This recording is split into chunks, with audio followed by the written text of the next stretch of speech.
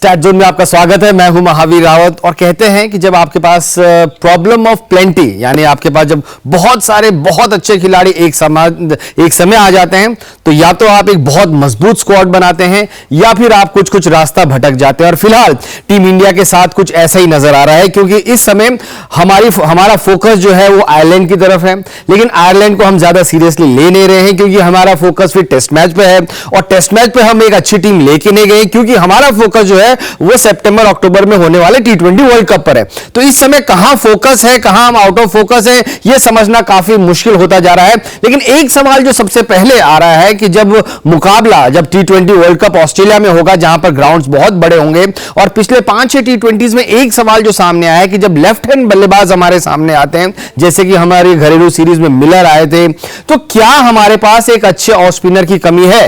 क्योंकि जो भी हमारे स्क्वाड में जो स्पिनर्स हैं, चाहे वो युजवेंद्र चहल है, चाहे वो रवि बिश्नोई है, चाहे वो राहुल चहर है या फिर कुलदीप यादव, क्योंकि वो चाइना में है तो अमूमन वो ऑफ स्पिनर हो जाते हैं, एक अच्छे ऑफ स्पिनर की कमी हमें नजर आई है। और ऐसे में यह सवाल आया कि क्या आर अश्विन एक ऐसे खिलाड़ी हैं जिनको पूरी तरीके से नजरअंदाज किया जा रहा है? पहले उनके आंकड़ों पर नजर डाल लेते हैं कि अभी तक उन्होंने T20 में किया क्या है।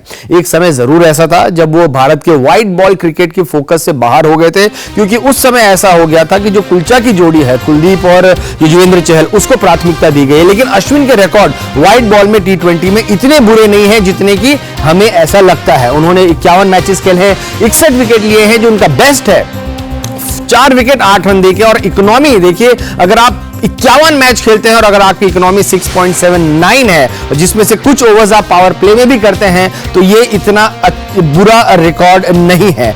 और अगर हम उनके ओवरऑल बैटिंग की बात करें, क्योंकि वो एक बहुत ही अच्छे बल्लेबाज भी हैं, नीचे आके वो हिटर भी अच्छे साबित हुए हैं इन आईपीएल में। लेकिन अगर हम जो कमबैक की अगर हम बात करें तो 5 मैचेस में उन्होंने 9 विकेट्स लिए हैं, जो बताता है कि ही इज देयर, उनके पास वेरिएशन है, वो बहुत ज्यादा वेरिएशन ट्राई कर रहे हैं। हालांकि कभी कभी ये उनके खिलाफ भी चला जाता है। और आते ही उन्होंने जो बेस्ट अपना कमबैक में किया है वो 3 for 20 है। और यहां भी हम बार बार फोकस कर रहे हैं इकोनॉमी पे, 5.25, ये बहुत अच्छा इकोनॉमी रेट है। जिस तरह की बल्लेबाजी पूरी दुनिया में फ्लैट विकेट्स पे हो रही है, अश्विन ने साबित किया है कि वो किसी भी बल्लेबाज को कहीं पर भी रोक सकते हैं।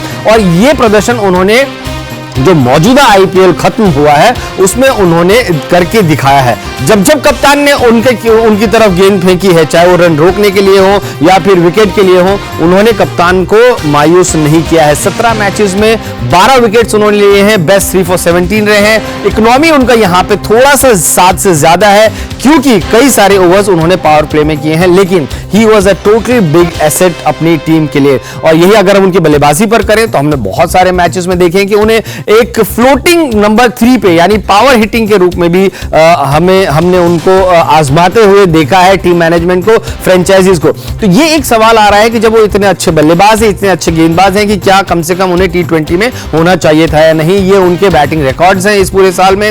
आईपीएल के 17 मैचेस में 191, 150 भी उनका है और उनका स्ट्राइक रेट देखिए लगभग 142 का। तो ये सारे आंकड़े हैं जो हम इसलिए पेश कर रहे हैं क्योंकि इस समय एक अच्छा ऑफ स्पिनर इस टीम इंडिया के T20 सेटअप में नहीं है।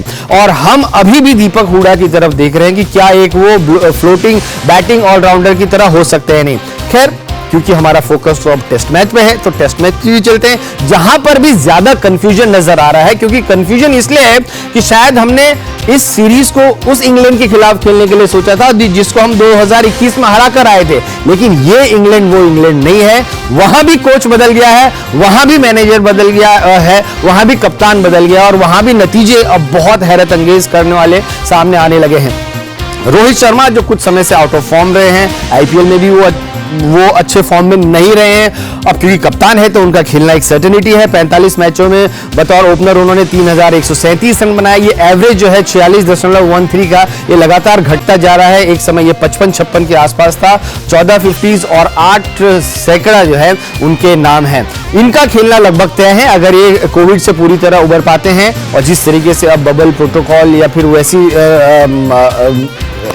चीजें हैं नहीं, लगता नहीं कि ये बाहर बैठेंगे। इनका खेलना तो अब बहुत ही जरूरी हो गया है अगर ये 80-85% भी फिट हैं। एक और ओपनर लोकेश राहुल, ये इंजर्ड हैं, ये इस टूर्नामेंट में, ये इस टेस्ट सीरीज में नहीं खेलेंगे। 43 मैचेस हैं, 2547 रन है, हाईएस्ट स्कोर 199 का है। एवरेज इनका भी लगातार कम होता जा रहा है। देखिए शायद इससे अच्छा उनका T20 या फिर वनडे में एवरेज होगा। 50 इनके 13 बार हैं और सैकड़ा इन्होंने 7 सेंचुरीज लगा रखे हैं। एक और बल्लेबाज जिसको बतौर ओपनर ट्राई किया है, देखिए हम ये वो ओपनिंग स्लॉट की बात कर रहे हैं जिसमें जो सबसे बड़ी फाउंडेशन आपके लिए करता है, और इस समय हमारे पास 4 ओपनर के हम नाम ले रहे हैं जिनकी खुद खेलने की स्थिति में ऐसे नहीं है कि वो बड़े फॉर्म और बड़े कॉन्फिडेंस के साथ उस टेस्ट मैच में जा सकते हैं। अब मयंक अग्रवाल यहां से तुरंत फ्लाई कर गए हैं, टीम इंडिया के साथ वो जुड़ गए हैं, उनके साथ बायोबॉल का प्रॉब्लम नहीं है, वो खेल सकते हैं। 21 मैचेस में 1488 रन उनके पास है, हाईएस्ट स्कोर 243 का है। ये एवरेज भी एक समय 50 के पार था और लगभग वो हर छोटी पारी को एक बहुत बड़े स्कोर में कन्वर्ट कर रहे थे। 650s और 400 उनके नाम है, लेकिन जैसे वो आउट ऑफ फॉर्म हुए एक और ओपनर को तुरंत जगह दे दी गई। जैसे कि हमें बहुत जल्दबाजी होती है, खासकर अगर आपको भारत की जमीन पर किसी बल्लेबाज को ट्राई करना है, वो है शुभमन गिल का। पूरी जिंदगी इन्होंने मिडिल ऑर्डर में बल्लेबाजी की, चाहे वो रणजी ट्रॉफी मुकाबले हो या कहीं हो। भारत में जैसे इनको जगह बनानी थी, तो ये अब ये ओपनर है। अब ये ओपनर भी कुछ बहुत खास इन्होंने अच्छा प्रदर्शन नहीं किया है। 10 मैचेस में 558 रन है, हाईएस्ट स्कोर 91 का है, जो कि ऑस्ट्रेलिया में एक बहुत ही ट्राइंग कंडीशंस में आए थे और तब कहा गया था कि भैया एक बहुत अच्छे ओपनर हमें मिल गए। उसके बाद लगभग 6 से 7 टेस्ट मैचेस इन्होंने भारत में खेले हैं।